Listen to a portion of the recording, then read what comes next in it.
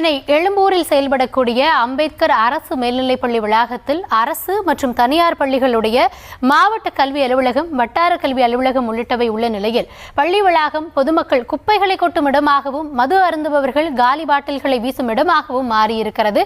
இதுகுறித்த விரிவான விவரங்களோடு செய்தியாளர் பாஸ்கர் பாண்டியன் இணைகிறார். பாஸ்கர் பாண்டியன், நம்ம காட்சிகளிலே பார்க்க முடிகிறது, ஒரு அரசு பள்ளி செயல்படுகிறது, இன்னும் அரசு அலுவலகங்களும் இருக்கிறது. அந்த அதிகாரிகளும் எந்த நடவடிக்கையும் எடுக்கலையா? எதனால இது போன்ற ஒரு சூழல் அங்கு நீடித்துக் கொண்டு இருக்கிறது?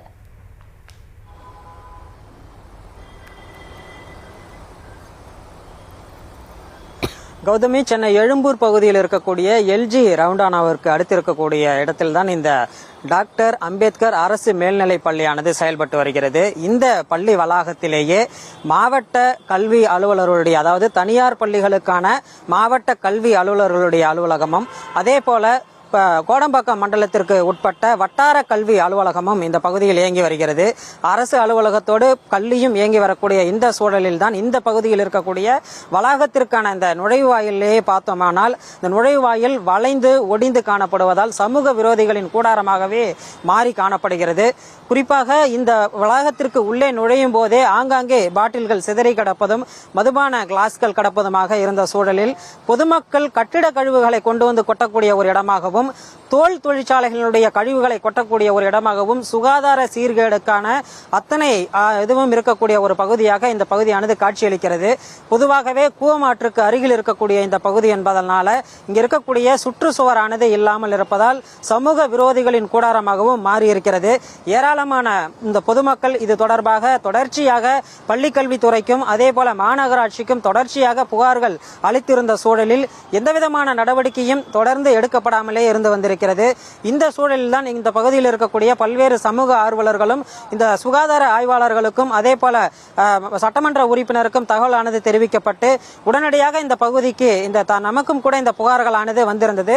அந்த அடிப்படையில் தான் இங்க இருக்கக்கூடிய கள நிலவரம் என்ன என்பதை ஆய்வு செய்வதற்காக இன்று காலையிலேயே நம்ம இந்த பகுதிக்கு வந்திருந்த பொழுது இங்க இருக்கக்கூடிய காட்சியானது மாணவர்களுக்கு சுகாதார சீர்கேட்டை ஏற்படுத்துவதாகவே இருந்து வருகிறது. அதனை காட்சிப்படுத்தும் வகையில் நம் ஒளிப்பதிவாளர் காட்சி செய்து கொண்டிருந்த போதே மாநகராட்சி பணியாளர்களும் கூட இதனை தூய்மை செய்வதற்காக உள்ளே இறங்கி ஜேசிபி வாகனங்கள் மற்றும் லாரி உள்ளிட்ட பல்வேறு வாகனங்களோடு இங்க தூய்மை பணிக்கு மேற்கொள்ள வந்திருந்தார்கள். இந்த பகுதிகளில், அதாவது நுழைவு வாயிலிருந்தே பள்ளி வளாகம் முழுவதுமே தற்பொழுது தூய்மை பணியானது வெகு வேகமாக நடைபெற்று வருகிறது. ஏராளமான அந்த தோல் தொழிற்சாலையுடைய கழிவுகள் தான் மிக அதிக அளவில் இருக்கிறது. அதே போல சமூக விரோதிகளினுடைய அந்த மது பாட்டில்களும் கூட கடந்தது. அதையும் கூட துப்புரவு தொழிலாளர்கள் இதனை அகற்றும் பணியில் ஈடுபட்டு வருகிறார்கள். மாநகராட்சி அதிகாரிகளும் கூட தொடர்ந்து இங்கே வந்து கண்காணிப்பு பணியில் ஈடுபட்டு பணிகளை முடுக்கிவிட்டு இருக்கிறார்கள்.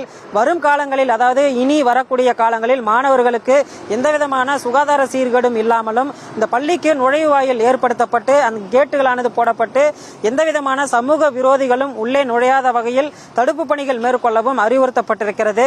பொதுமக்களினுடைய தொடர் கோரிக்கையாக இருந்து வரக்கூடிய இந்த சூழலில் இங்கு சீரமைப்பு பணிகளோடு தொடர்ச்சியாக மாணவர்களுக்கு தேவையான சுகாதார பணிகளும் மேற்கொள்ளப்பட வேண்டும் என்பது இங்கு இருக்கக்கூடிய பொதுமக்கள் மற்றும் சமூக ஆர்வலர்களுடைய கோரிக்கையாக இருக்கிறது. கௌதமி, விவரங்களை வழங்கியமைக்கு நன்றி பாஸ்கர் பாண்டியன். செய்திகளை உடனுக்குடனும் துல்லியமாகவும் தெரிந்து கொள்ள சப்ஸ்கிரைப் பண்ணுங்க.